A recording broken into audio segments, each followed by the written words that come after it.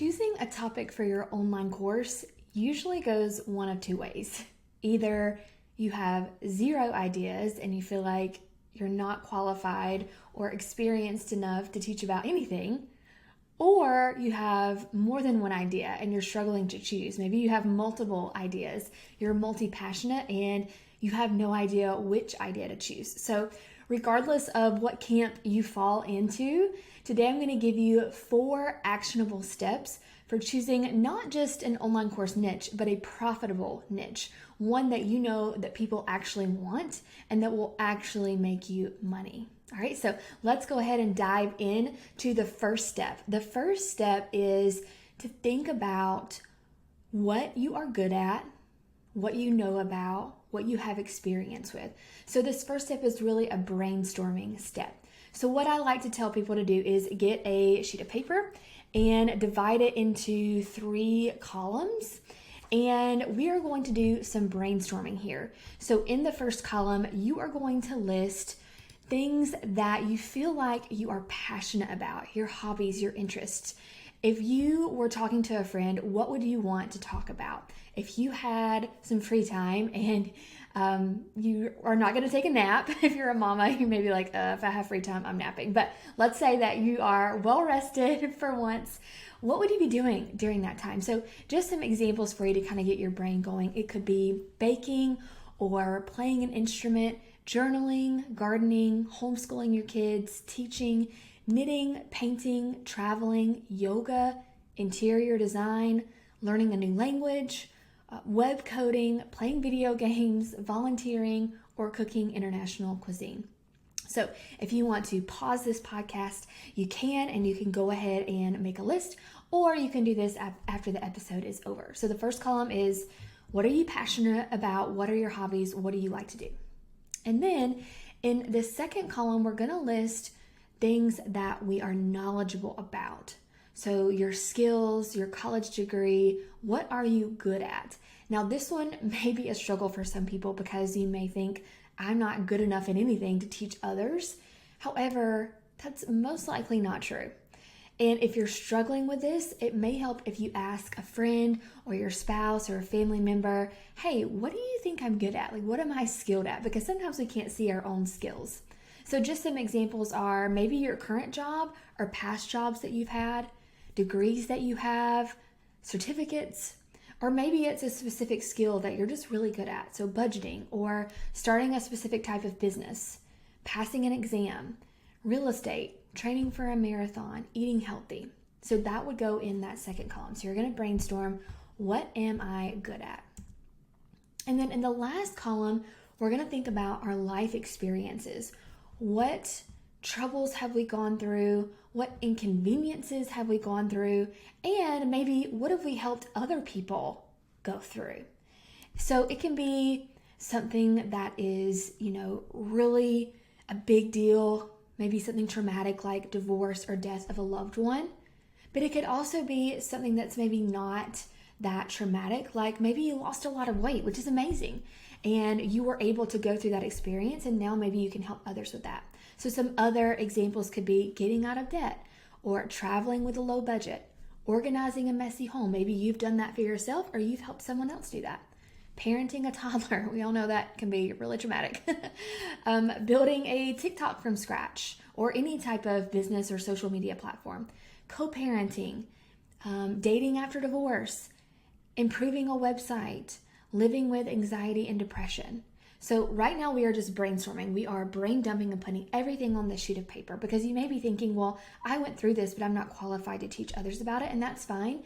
But if you get everything out of your brain and onto the paper, it really frees you up to be able to move on to the next step.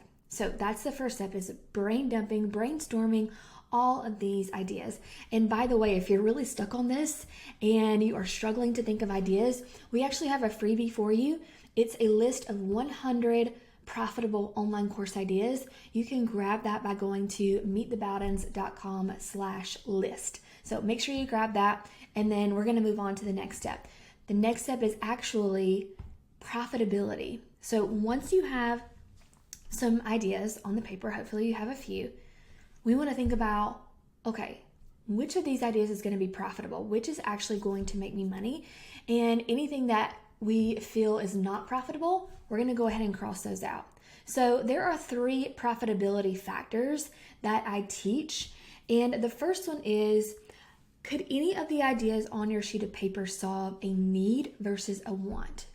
So a need would be something like you're helping people make money or save money or get out of debt or get a job, something to do with their livelihood and money, because we need money to survive, right?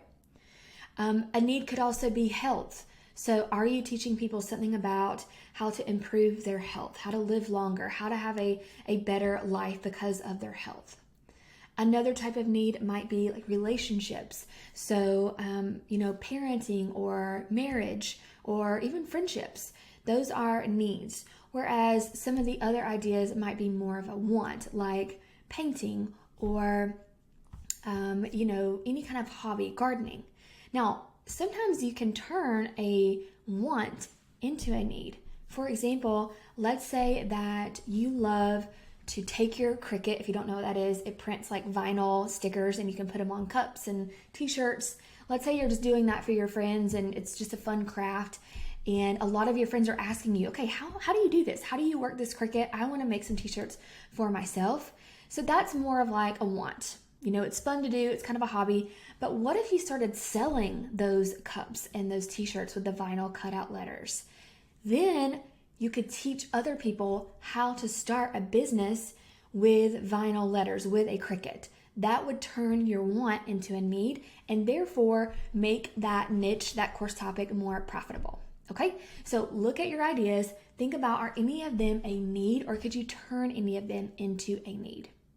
Okay, if not, that's okay. You don't have to teach a need to be profitable. I just want to say that. It doesn't have to be a need to be profitable. There are lots of people selling online courses in hobby niches that are more of a want that are still profitable. However, they are riskier and you want to make sure that it's something that people want. Is this a course that people actually want? Because in 2023, right now, there are a lot of courses out there and there are more and more every day. So you can't just throw up a course and expect it to sell because you made it. You have to make sure that this is something that people want. And this is what we call market research.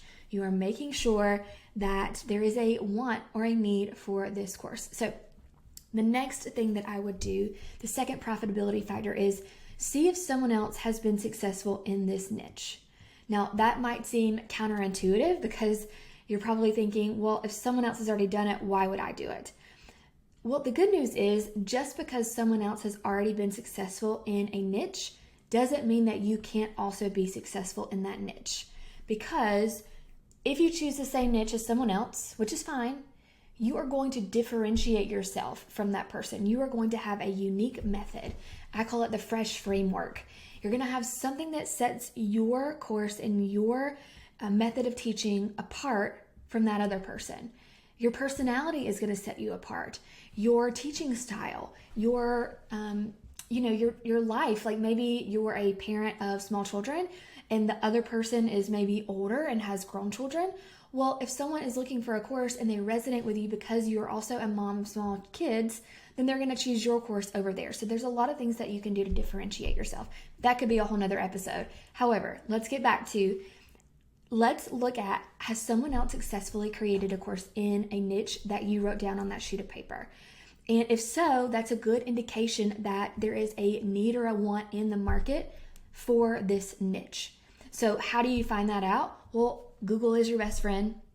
Google it, look on Instagram, see if there are people in your niche that have some type of digital product. It doesn't have to be a course, a membership would also work, and see if they are successful. Now, it may be hard to tell, are they successful? Because just because they have a bunch of Instagram followers doesn't mean they're making money. So I do want to say that. But it's a good indication that people are interested in this topic if they're following them about this topic. So that's the second step, the second profitability factor. And then the third profitability factor is, are people actively searching for a solution in this niche? So are people asking you about this? If you are, really gifted at something, are other people asking you about this? Are people searching online for this topic. And there are some websites that you can use to see actually what people type into Google. So ubersuggest.com is a great one. Answerthepublic.com is also another great one. We can put those websites in the show notes. Those websites allow you to see, okay, are people searching online for this course topic? That's a good indication that they have a want or a need for it. But then also be real with yourself. Is this something that people are going to buy? Like maybe they're searching for it, but is there tons of free information out there already? Why would they buy your course? I'm not saying they wouldn't, but you're going to have to make your course and your offer irresistible. And again, that could be a whole nother topic. An irresistible course, we'll definitely talk about that in another episode. Okay, so that is the second step. So we have brain dumped, we've listed our loves, our skills, our experiences. The second step is to think about the 3 profitability factors and eliminate anything that wouldn't fit into one of those categories. And then after you kind of have narrowed down your list, I want you to think about what excites you. What would be a topic that you actually want to teach about and help people with for the next 3 to 5 years? If it's not something that lights you up, it might be hard to sell other people on this topic because people can tell that you're not really into it. You want something that you're excited about.